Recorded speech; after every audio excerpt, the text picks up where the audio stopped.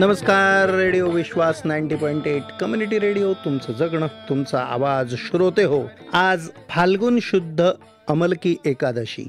आपण दर महिन्याच्या शुद्ध एकादशीला कीर्तनाचा कार्यक्रम करत असतो आणि आज आपण ऐकणार आहोत ह भ प समर्थ भक्त सौ स्नेहल संजय कुलकर्णी यांचं कीर्तन. त्या अखिल भारतीय संत वेणीराम गुरुकुल मिरज मठाचे मठाधिपती श्री कौस्तुभ स्वामी रामदासी महाराज यांच्या शिष्य आहेत आणि त्यांना साथ करता आहेत तबल्यावर जगदीश सोनवणे नाशिक आणि हार्मोनियमवर आहेत सदानंद टोके त्र्यंबकेश्वर.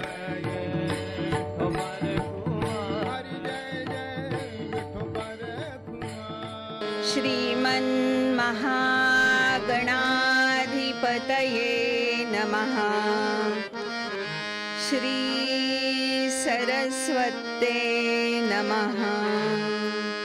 श्री गुरवे नमः. गणाधीश जो ईश सर्वा गुणांचा, मूळारंभ आरंभ तो निर्गुणाचा. नमो शारदा मूळ चत्वार वाचा, गमो पंथ आनंत या राघवाचा. रामा हो जय रामा, रामा रामा हो जय रामा.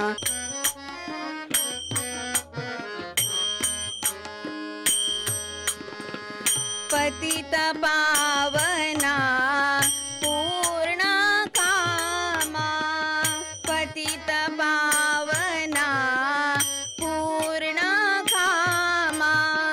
रामा हो जय रामा, रामा रामा हो जय रामा.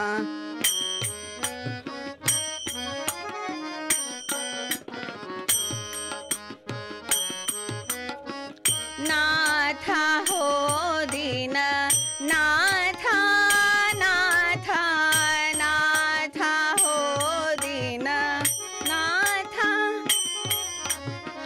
तुमचे चरणी राहो माथा.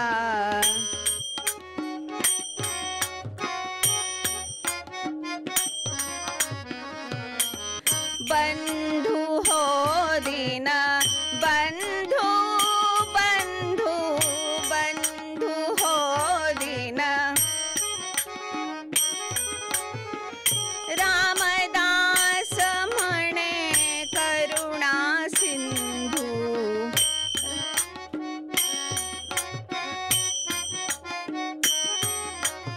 रामा रामा हो जय रामा.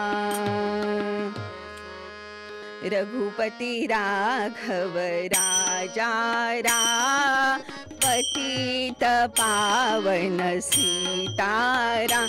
बोला रघुपति राघव राजा राम, पतित पावन सीताराम.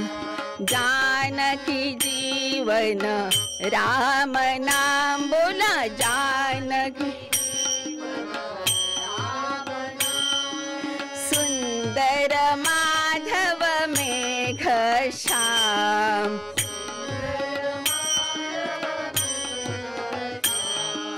रघुपति राघव राजा राम, पतित पावन सीताराम.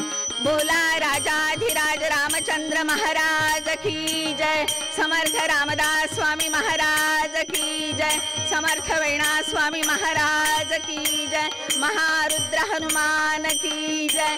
सब संतन की जय. गोमाता की जय. भारत माता की जय.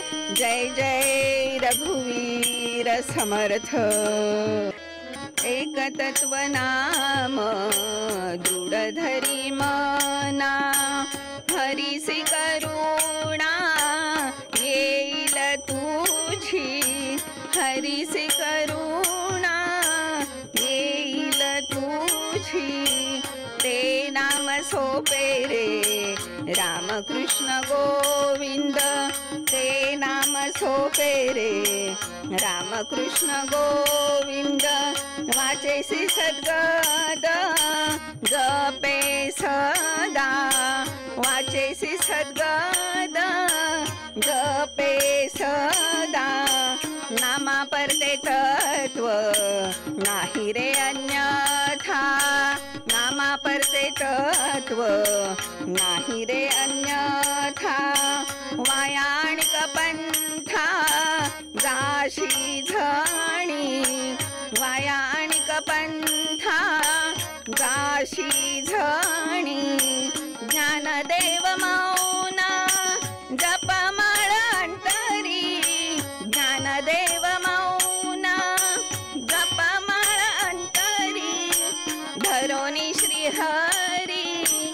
जपे सदा धरोनी श्रीहरी जपे सदा ते नाम सोपे रे रामकृष्ण गोविंद ते नाम सोपे रे रामकृष्ण गोविंद रामकृष्ण गोविंद रामकृष्ण गोविंद.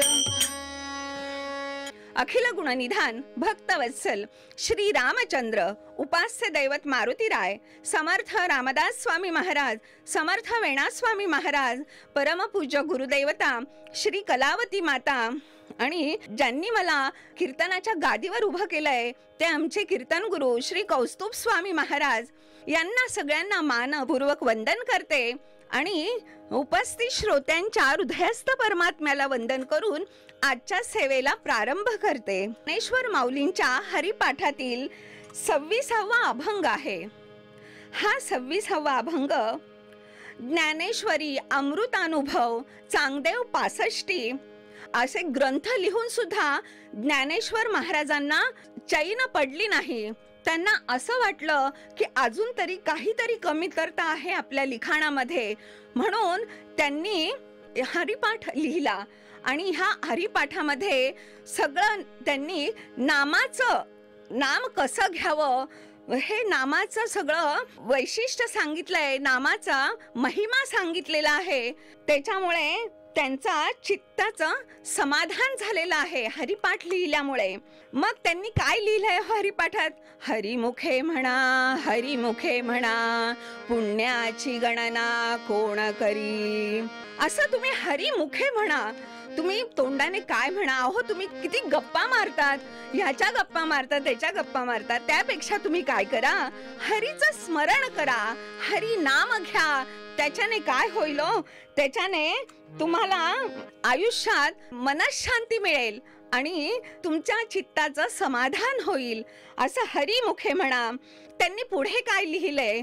त्रिवेणी संगमी नाना तीर्थे भ्रमी चित्त नाही नामी तरी ते व्यर्थ.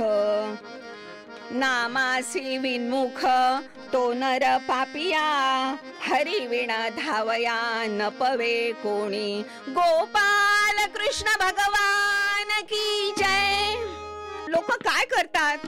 त्रिवेणी संगमावर जातात, नाना तीर्थे भ्रमण करतात, तीर्थ स्नान करतात, त्यांचं चित्त त्या नामस्मरणावर नसतं. आम्हाला तीर्थ बघायचेत. अहो नुसतं त्रिवेणी स्नान केल्याने, तीर्थ भ्रमण केल्याने तुम्हाला पुण्य लागणार नाही, तुम्हाला समाधान लागणार नाही. त्यासाठी तुम्ही काय करा, नामस्मरण करा असं त्यांनी सांगितलेलं आहे.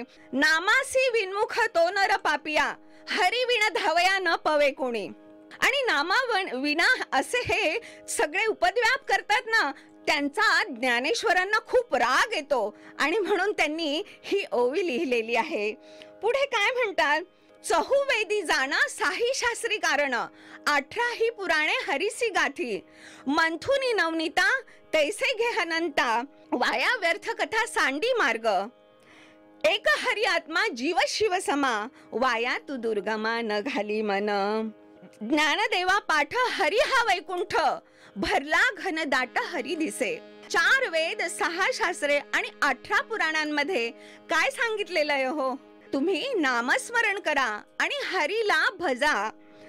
आपण काय करतो, दही घुसळून आपण लोणी काढतो. तर तसं सारभूत वेद शास्त्र पुराणांचं सगळ्यांचं वाचन करा आणि परमात्मा त्याच्यातून प्राप्त होतो. तुम्ही हे सगळे उपद्व्याप सोडून द्या आणि फक्त काय करा, एक हरिस्मरण करा. अहो, नुसती हातात माळ घेऊन आम्ही जपमाळ करतो, ते नाम सुद्धा असं घेतात की हातात जपमाळ आणि कागद सुनबाई गॅसवर दूध ठेवलेले का बघ बरं, आता तिचं नाम घेणं कुठपर्यंत योग्य आहे हो. म्हणून नाम भक्तीचं श्रेष्ठत्व त्यांनी वेगळं सांगितलेलं आहे ज्ञानेश्वर महाराजांनी. नुसतं नाम घ्या असं महाराजांना सांगायचं नाही, कारण नाम घेणारे पुष्कळ लोक आहेत. जपाची माळ हातात घेतलेली असते. आमचे सूरदास काय सांगतायत, राम नाम तो सब कोई कहे, ठग ठाकुर और चोर, जिस नाम से ध्रुव प्रहलाद तरे, वो नाम ही कुछ और, सियावर रामचंद्र की जय, पवन सुत हनुमान की जय, बोलो रे भोई सब संतन की जय. राम नाम सब कोई कहे, कोणी पण म्हणू शकतं, पण जे ध्रुव आणि प्रल्हादाने घेतलं आहे त्या नामासारखं जर आपण घेतलं, ते नाव काही वेगळंच आहे. रामकृष्ण हरीच आहे हो, पण ते कसं घेतलंय, अगदी भगवंतावर निष्ठा होती त्यांची, असं त्यांनी घेतलेलं आहे. एक तत्व नाम दृढ धरी मना, हरीसी करुणा येईल तुझी. तुम्ही काय करा, नामाचं तत्व तुम्ही लक्षात ठेवा, असं त्यांनी सांगितलेलं आहे. श्रवणं कीर्तनं विष्णो स्मरणं पादसेवनं अर्चनं वंदनं दास्यं सख्यं आत्मनिवेदनं, गोपाल कृष्ण भगवान की जय. प्रल्हादांनी नामाचं महत्व सांगितलेलं आहे. नाव कसं घ्यायचं ज्ञानेश्वर महाराज पण सांगतात. कृष्ण विष्णू गोविंद या नामाचे निखळ प्रबंध, माझी आत्मचर्चा विशद उदंड गाती, असं म्हणून ज्ञानेश्वरांनी त्याच्यातलं तत्व सांगितलेलं आहे. आता एक छोटासा दृष्टांत बघू आणि उत्तर रंगाकडे वळू. असं सांगतात की तुकाराम महाराज सदेह वैकुंठाला गेले. सदेह वैकुंठात गेल्यावर त्यांचे परम शिष्य निळोबाराय इंद्रायणीच्या तीरावर त्यांच्या दर्शनासाठी नामाचा जप करत होते. त्या नामाचा जप करता करता त्यांनी अन्न पाण्याचा सुद्धा त्याग केला. पांडुरंगाला दया आली आणि पांडुरंग स्वतः प्रगट झाले आणि म्हणाले, निळोबा, अरे मी तुला दर्शन द्यायला आलेलो आहे, तू डोळे उघड, माझं दर्शन घे. निळोबाराय म्हणाले, मला तुम्ही नको, मला तुकोबाराय पाहिजे, मला तुकोबारायांचंच दर्शन पाहिजे. तुम्हाला इथे कोणी बोलवलं, मी तुम्हाला बोलवलं नाही. मग झाली का पंचायत. आता काय झालं, पांडुरंगाला तुकोबारायांचं रूप घ्यावं लागलं आणि त्यांना मग तुकोबारायांच्या रूपात दर्शन दिलं. विठोबा रखुमाई, हेच तर नामाचं सामर्थ्य आहे. निळोबारायांनी नाव घेतलं, त्यांना बघा दोन एकाच वेळेस एकावर एक फ्री, पांडुरंगाचंही दर्शन झालं आणि तुकोबारायांचंही दर्शन झालं.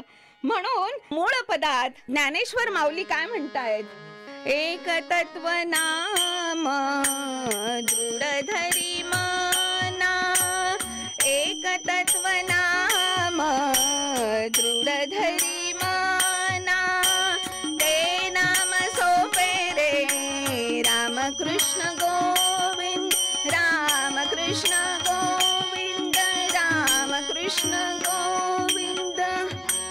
जय जय रघुवीर समर्थ. कीर्तन परंपरेनुसार 2 मिनिट नामस्मरण. श्री राम जय जय राम,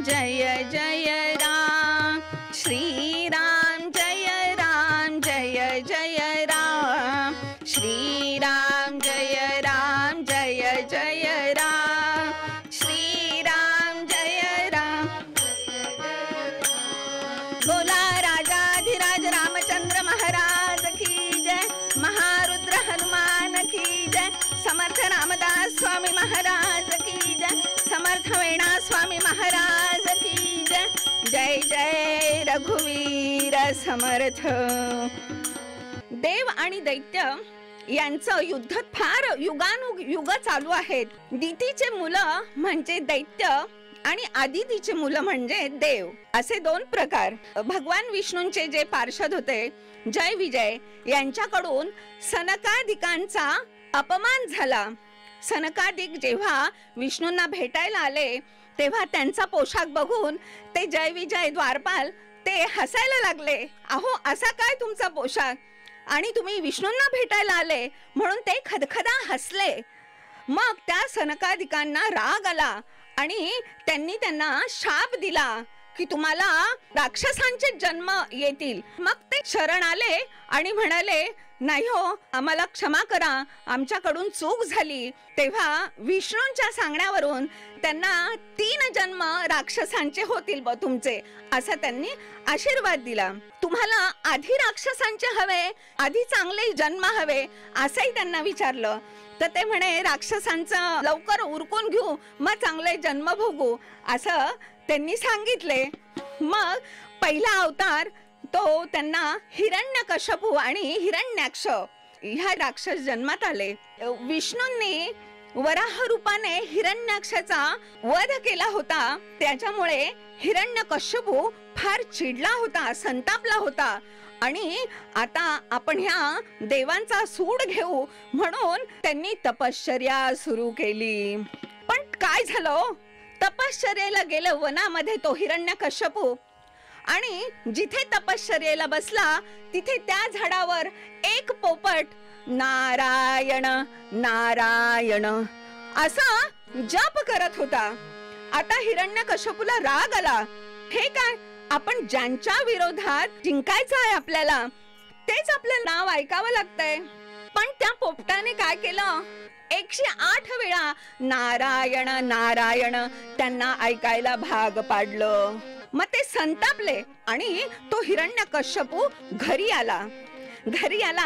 कयाधूला सांगितलं, अगं मी तिथे तपश्चर्येला गेलो आणि तिथे पोपट म्हणे तो नारायणाचं नाव घेत होता, 108 वेळा नारायणाचं नाव घेतलं. तिला फार आनंद झाला. ती सारखी त्याला विचारायची, अहो तुम्ही काय म्हणत होता, तो पोपट काय म्हणत होता, अगं तो नारायण नारायण म्हणत होता. म्हणजे त्या कयाधूने हा कधी देवाचं नाव घेत नव्हता, त्याच्या नावाशिवाय देवाचं नाव घ्यायचं नाही. असं असता तो पोपट नारायण नाव घेतोय म्हणून याच्या तोंडातून नारायण नाव येतंय, म्हणून ती कयाधू त्याला सारखी काय हो, तो पोपट काय म्हणायचा, तो कोणाचं नाव घ्यायचा, काय म्हणायचा, ती सारखी त्याला म्हणायला लावत होती. आणि मग त्याच्या तोंडून सुद्धा 108 वेळा नारायणाचं नाव निघालं. कर्मधर्म संयोगाने काय झालं, तेव्हाच कयाधूला गर्भधारणा झाली. असे हे संस्कार प्रल्हादाला गर्भापासूनच होते नामस्मरणाचे, म्हणून गर्भ संस्काराला फार महत्व आहे. पूर्वीच्या काळी आजींकडून वगैरे सगळे गर्भसंस्कार व्हायचे, कारण आजी आजोबा घरात पोथ्या वगैरे वाचायचे, ते शब्द कानावर पडायचे. आता ते सगळं कमी झालंय, गर्भसंस्कार वर्ग सुरू झालेले आहेत. असे हे संस्कार त्या प्रल्हादावर झालेत. आणि तो प्रल्हाद जन्माला आलेला आहे. ह्या प्रल्हादाने काय केलं, जन्मापासूनच नारायण नारायण असं सुरू केलं. पण लक्ष केलं हिरण्यकश्यपूचं, तेव्हा तो बाळ 5 वर्षाचा होता. आणि गुरुकुलात घातल्यावर तिथे नारायणाचं नाव घेणार, तिथून काढून त्याने राक्षसांचा त्या वर्गामध्ये त्याला घातलाय. आणि षंडमार्क त्यांना सांगितलं की हा देवाचं नामस्मरण करणार नाही, असं प्रयोजन करा. पण काय झालं, हा जायचा, ते जेव्हा सांगायचेत ना की तू देवाचं नाव घेऊ नको, ओनामा भाषा त्यांनी शिकवली. त्याला वाईट वाटायचं प्रल्हादाला की हा यांच्या संप्रदायामुळे आपल्याला देवाचं नामस्मरण अंतरणार. वेळ मिळाला की तो काय म्हणायचा, नारायणा रमा रमणा नारायणा रमा रमणा नारायणा रमा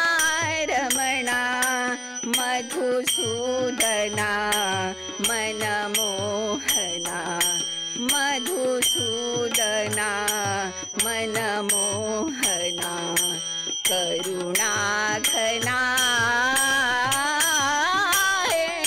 नारायणा रमारमणा नारायणा रमारमणा असं तो नामस्मरण करायचा. हिरण्यकश्यपूने त्याला घरी आल्यावर मांडीवर घेतलं. बाळा, तुला काय शिकवलं रे? तर त्याने सांगितलंय, प्रल्हाद बोले सदना त्याजावे, तपोवना लागी अगत्य जावे, तिथे भजावे हरीच्या पदाते, जो आपदाते हरी दे पदाते, दुःखार्णवी जो धरिकास त्याची, चिंता तयाला मग की तयाची, नावी सरावेची कदापि त्याला, प्रल्हाद इत्यादी वदे पित्याला, गोपाल कृष्ण भगवान की जय.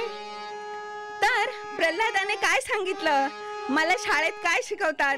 वनामध्ये जावं, हरीला स्मरावं, तो आपली आपदा घालवेल, आपलं दुःख निवारेल आणि आपली चिंता निवारेल, असं त्याने सांगितलं. तर हिरण्यकश्यपूला फार विचित्र वाटलं ते. म्हणून त्याने काय केलं? याला नामस्मरण करू द्यायचं नाही.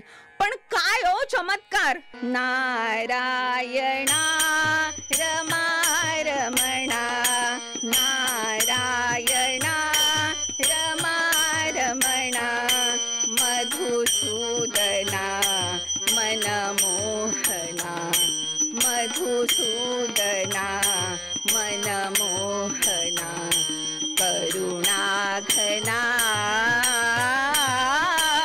रे नारायणा रमारमणा नारायणा रमारमणा. त्याचं ऐकून ते षण्मर्क सुद्धा त्या नामस्मरणात गर्क झाले आणि ते सुद्धा मस्त डोलायला लागले नामस्मरण करत करत. प्रल्हादाच्या शिक्षेची हे सुरू झाली, त्याचे छळ सुरू झाला. आणि तिच्या पायाखाली दे, त्याला उकळत्या कढईमध्ये टाक, कारण की तो देवाचं नाव घेत होता. असं करत करत मग त्याची बहीण होलिका, ती म्हटली, आता काही लोक कसे असतात, बहीण भाऊ सारखेच असतात, हो सारख्याच विचाराचे असतात. चांगला भाऊ असेल तर चांगलीच बहीण असेल, वाईट भाऊ असेल तर वाईटच बहीण असेल, असे म्हणजे सारखंच असतं ना. तर ती होलिका काय म्हणते, दादा मी तुझा त्रास वाचवते, माझ्याकडे एक शाल आहे आणि ती जर शाल अंगावर घेतली ना, मी जळणार नाही, मला वरदान आहे असं. मग मी काय करते, मी शाल पांघरून बसते आणि प्रल्हादाला मांडीवर घेते. गौऱ्या वगैरे सगळं जळणाचं सरपणाचं सगळं लावलं असं आणि त्याच्यावर जाऊन बसली आणि ती शाल वगैरे पांघरली, प्रल्हादाला मांडीवर घेतलंय आणि होळी सुरू झालीये, आग लावलीये.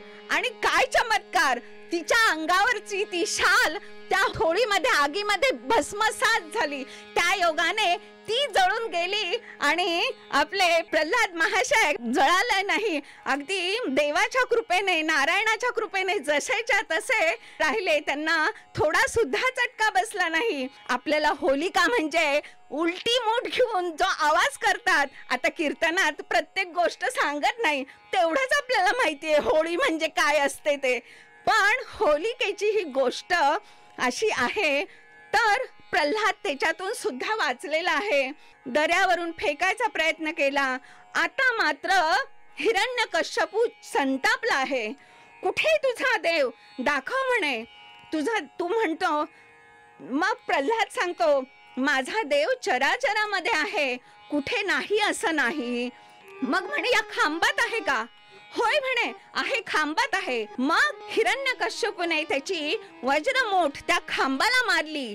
त्या योगे तो खांब दुभंगून त्याच्यातून नरसिंह भगवान तिथे प्रगट झाले. नरसिंह भगवान की जय. हे कसे होते हो? यांचा सिंहाचं तोंड होतं, माणसाचे अवयव होते आणि त्या हिरण्यकश्यपूला मांडीवर घेतलंय. ते कुठे घेतलंय? उंबरठ्यावर घेतलंय घराच्या, आणि मांडीवर बसवलंय आणि त्याच्या पोट फाडून टाकलाय. अशी ही विध्वंस केलेला आहे दृष्ट प्रवृत्तीचा. हे कशामुळे शक्य झालेलं आहे? प्रल्हादाने सतत नामस्मरण केलेलं आहे. त्या नामस्मरणाच्या योगाने एक तत्व नाम दृढ धरी मना. त्या प्रल्हादाने एकच नाम जे नारायणाचं ते कायम लक्षात ठेवलं आणि ते कायम घेतलं, म्हणून त्या नारायणाने त्याला वाचवलेलं आहे. म्हणून ज्ञानेश्वर महाराज काय म्हणतायत? ज्ञानदेव मौन जपमाळांतरी, ज्ञानदेव मौन जपमाळांतरी, धरोनी श्रीहरी जपे सदा, हरिसी करुणा येईल तुझी. झालेली सेवा नारायणाच्या पदी अर्पण करते. झाले कीर्तन शेवट गोड करा, मनी धरा श्री जानकीच्या वरा. कीर्तन रंगी वाजवा करटाळी, नाम घोषे पातका होय होळी. येथून कल्याण साम्राज्य सुख राशी, अवघे उठा ओवाळा राघोबासी, अवघे उठा ओवाळा राघोबासी.